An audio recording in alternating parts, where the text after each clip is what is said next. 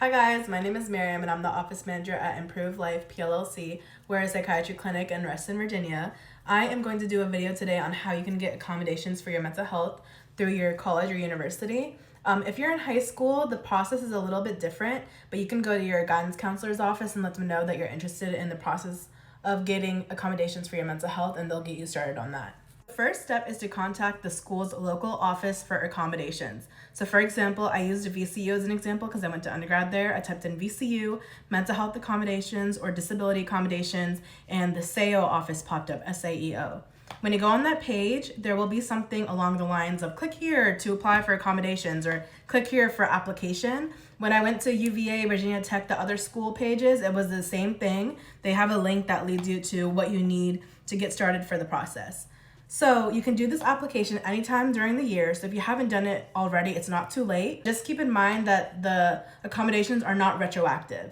So you can't apply them to past classwork or anything like that. Also, you have to redo this every single year. So just make sure that you are starting your school year off by reapplying or providing documentation to continue your accommodations. The next step is to complete the intake form. This is where they're going to basically ask you about your condition, what kind of accommodations you're interested in. I would recommend having your accommodation letter ready beforehand. So take a look at the website and see what exactly they request. Usually they'll request a letter from a clinician.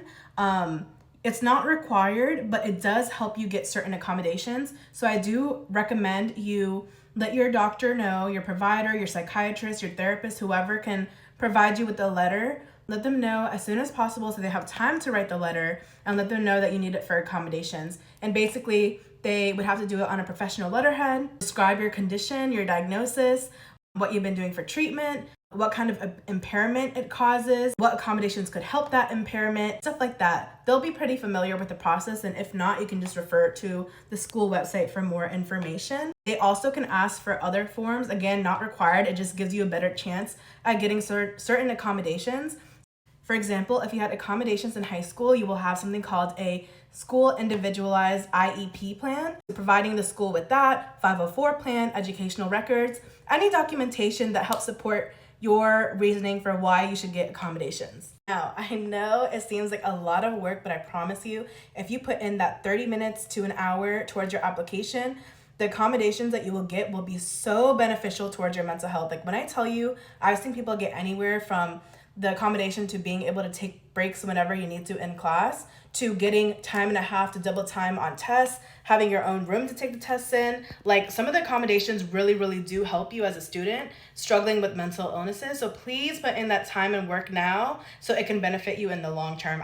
So now, after you've done the intake form, you're going to be contacted by the office and set up a meeting. They're basically going to go over your letter, your requests, what they're able to offer you, and any information like that. You will then receive a letter that you give to all your professors. Remember, your accommodations do not start until the professor receives the letter, so make sure you send it to them as soon as you receive it. Once you get your accommodations, do not be afraid to keep contacting the office. If you need something added to your accommodations, be your own advocate. It's really important to stand up for yourself and what you need, so don't be afraid to reach out to the case manager that you're assigned throughout your school year. Make sure that your needs are met. So yeah, you can use accommodations for a lot of things. You can use it for your job, school, MCAT, DAT, any standardized testing. I hope this helps.